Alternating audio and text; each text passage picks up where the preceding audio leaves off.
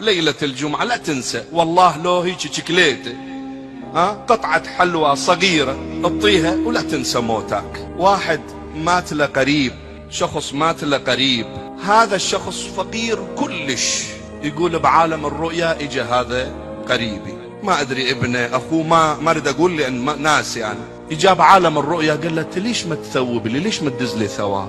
قال له يا اخوي شو اثوب لك انا، يلا اريد اشبع بطون اولادي ما لاحق، شو اسوي لك؟ ما اقدر.